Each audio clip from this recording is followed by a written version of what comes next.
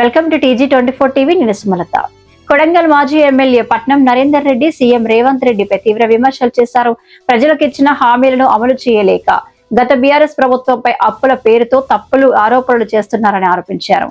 అమరవీరుల స్తూపం వద్ద బీఆర్ఎస్ నేతలను అరెస్టు చేయడం, కేటీఆర్ ను బయటకు రానివ్వకుండా అడ్డుకోవడం ప్రజాస్వామ్యానికి విరుద్ధమని మండిపడ్డారు. మహిళలు, రైతులకు ఇచ్చిన హామీలను కాంగ్రెస్ ప్రభుత్వం అమలు చేయడంలో విఫలమైందని, ఇప్పటికే భారీగా అప్పులు చేసిన గత ప్రభుత్వంపైనే నిందలు వేస్తోందని విమర్శించారు. ప్రస్తుతం జరుగుతున్న అభివృద్ధి పనులన్నీ బీఆర్ఎస్ హయాంలో ప్రారంభమైనవేనని నరేందర్ రెడ్డి పేర్కొన్నారు. ముఖ్యంగా మండల BRS party, municipal BRS party నాయకులకు అందరికీ, చెన్నారం సర్పంచ్ గారికి, పత్రికా సోదరులందరూ కూడా ఉదయపూర్వక నమస్కారాలు తెలియజేసుకుంటూ, నిన్న జరిగిన సంఘటన కేటీఆర్ గారు కానీ, హరీష్ రావు గారు కానీ, ఆర్ఎస్ ప్రవీణ్ గారు అనేక ఆరోపణలు చేసినారు.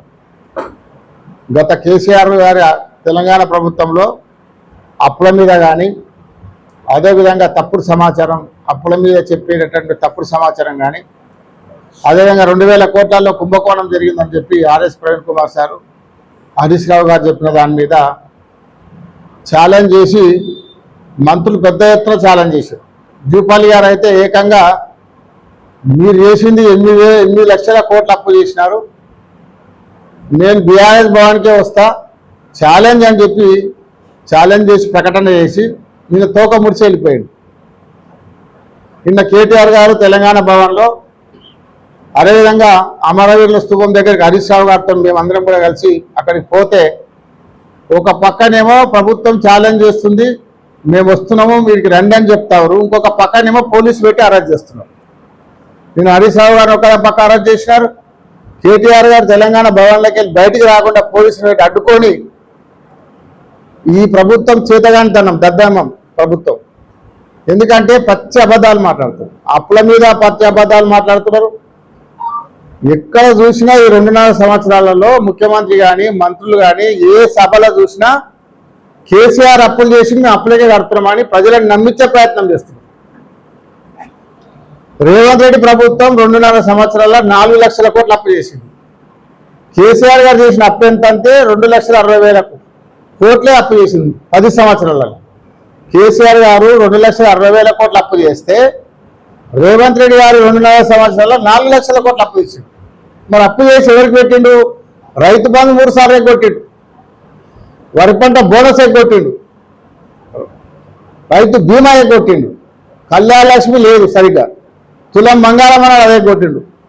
కేసీఆర్ ఇచ్చిన పథకాలు కొనసాగించడానికి చేతనైతే లేదు దద్దమ్మ ప్రభుత్వానికి.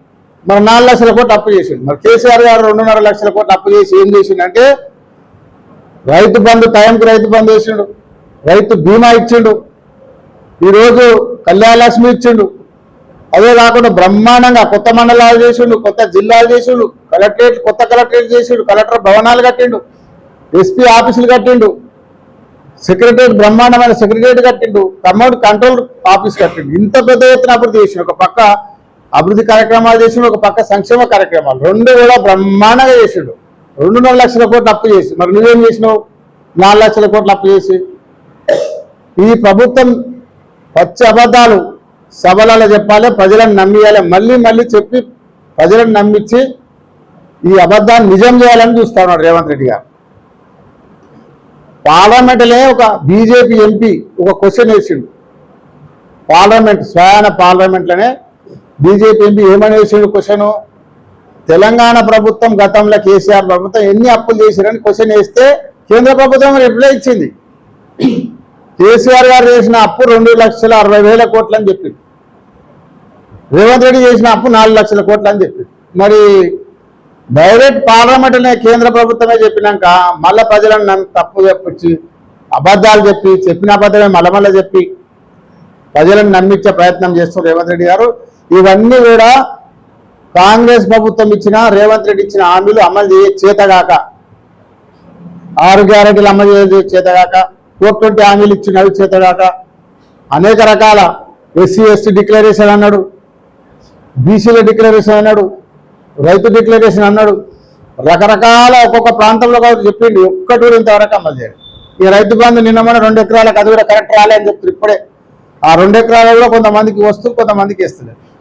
నిన్నటి వరకు 2 ఎకరాలకు అది కూడా అరకొరకు వేస్తా ఉంటాడు.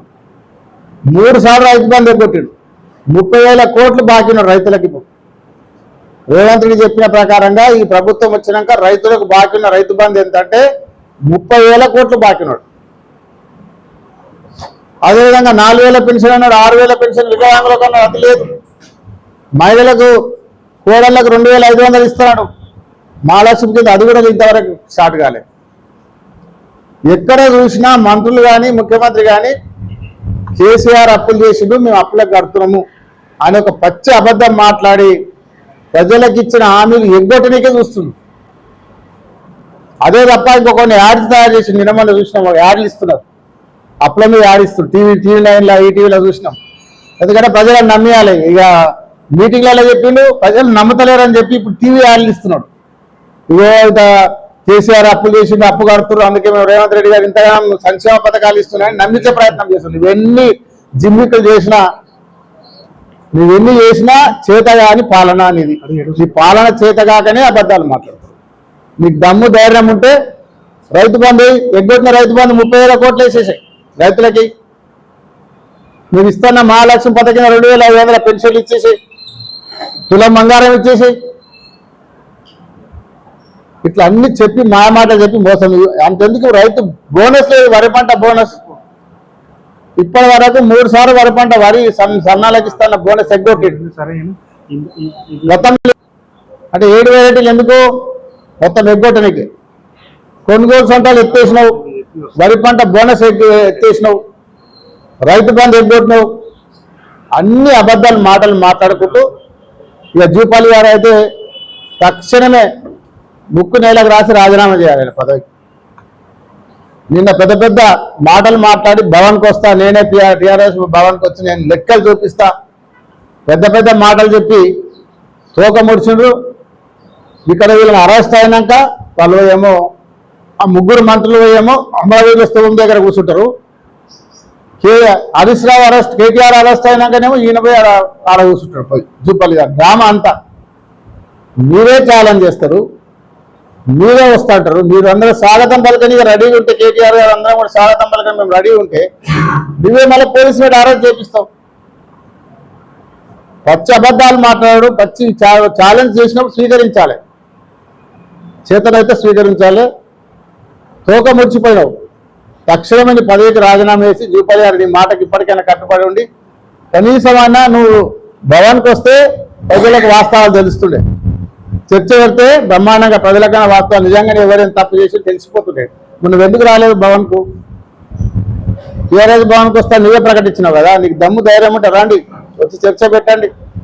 అప్పుల మీద చర్చ పెడతారా, సంక్షేమ కార్యక్రమాల మీద చర్చ పెడతారా, డెవలప్మెంట్ మీద చర్చ పెడతారా, దేని మీద పెడతారా పెట్టండి.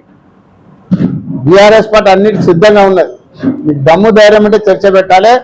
ఇప్పటికైనా మీరు చెప్పే అబద్ధాలు, బహిరంగ సభలు పెట్టి ప్రజలకు అబద్ధాలు చెప్తారు. ఈరోజు ప్రభుత్వం అదేవిధంగా అన్ని అబద్ధాలు చెప్తారు కాబట్టి ఇప్పటికైనా మానుకోవాలని తీవ్రంగా హెచ్చరిస్తున్నాం. రాబోయే రోజుల్లో 6 గ్యారెంటీలు అమలు చేయాలి. 420 హామీలు అమలు చేసే వరకు బీఆర్ఎస్ పార్టీ పోరాటం చేస్తామని చెప్పి తెలియజేసుకుంటూ సెలవు తీసుకుంటాం. Hi, నేను మీ Satyasri. Please do subscribe TG24 TV.